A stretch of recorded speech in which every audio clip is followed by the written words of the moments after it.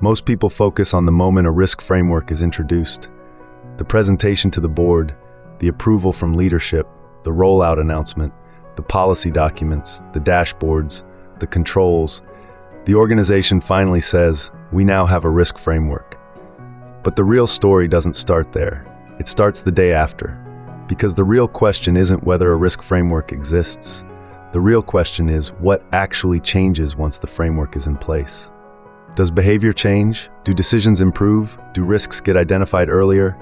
Or does the framework quietly become something else entirely? A document, a checklist, a compliance exercise. Today, we're exploring what really happens the day after risk frameworks are introduced, when the excitement fades, when the documentation is filed away, and when the long-term reality of risk management begins to unfold. Because the truth is simple. Risk frameworks don't succeed or fail at launch. They succeed or fail afterward.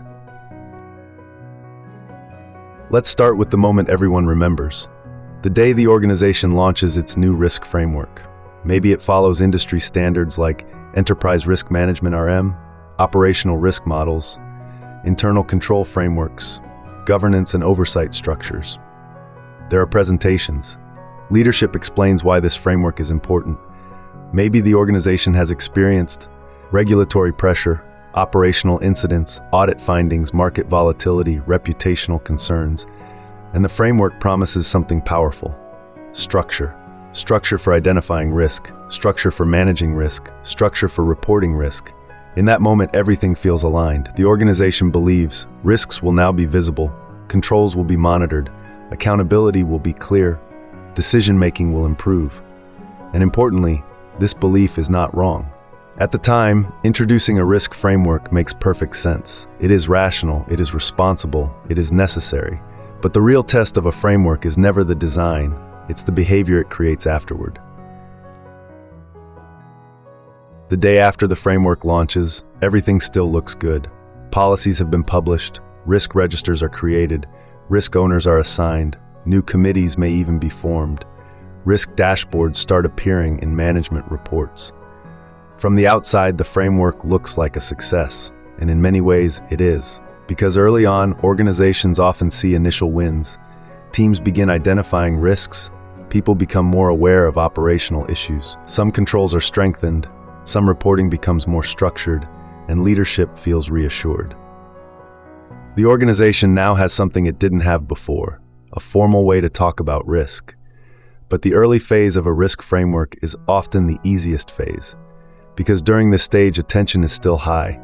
People remember why the framework was introduced, the documentation is fresh, the governance meetings feel meaningful.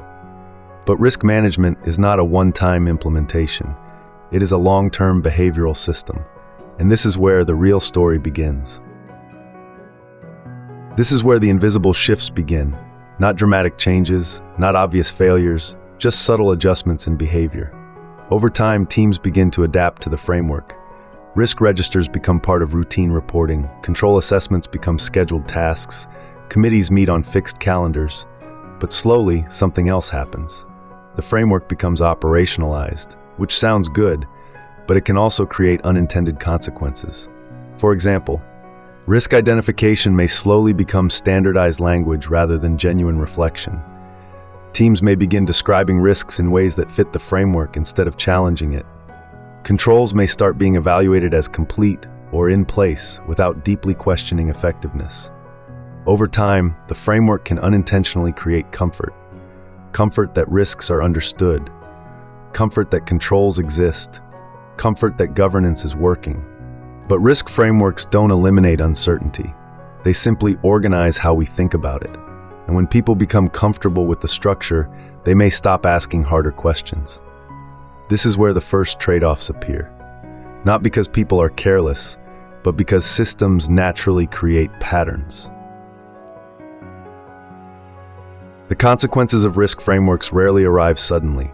They appear slowly, months later, sometimes years later. At some point, a major issue surfaces. An operational failure, a compliance breach, a financial exposure, and leadership asks a familiar question: how did we not see this coming?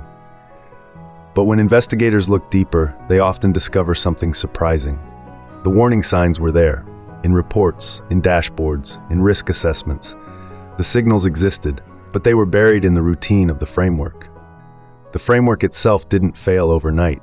Instead, the organization gradually became accustomed to the process. Risk reporting became predictable, committee discussions became structured, and sometimes structure can hide complexity, because real risks don't always fit neatly into predefined categories. And when they don't, they can remain invisible until they become unavoidable. Which is why many risk failures appear sudden, even though they have been developing quietly for years. Nothing broke overnight. It simply accumulated.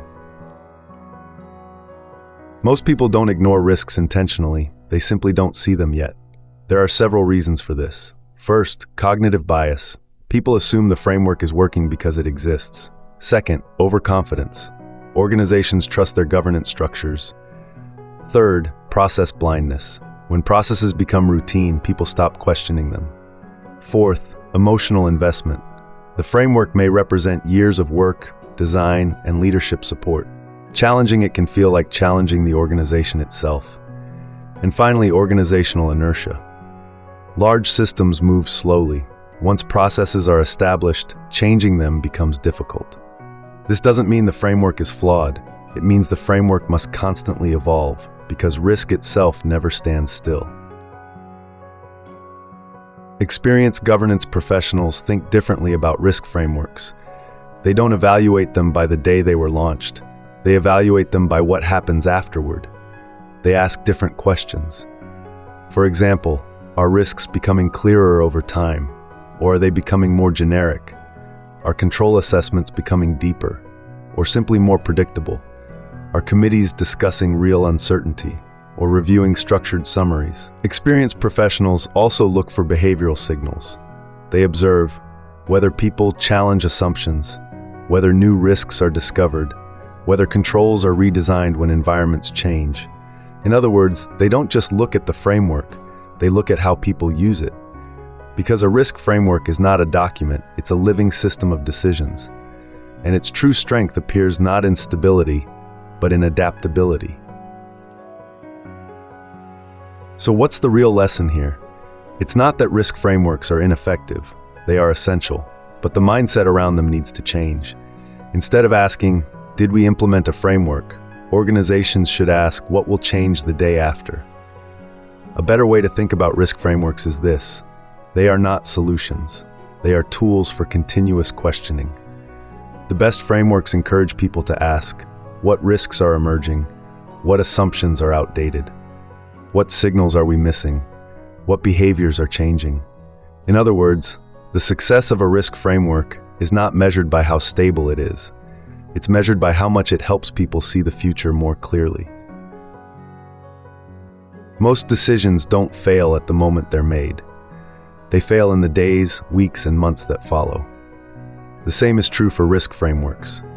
Their success is not defined by their launch. It's defined by how organizations live with them over time, how they question them, how they improve them, and how they respond when the unexpected appears. If this changed how you think about risk frameworks and governance, then it has done exactly what it was meant to do. This is the day after.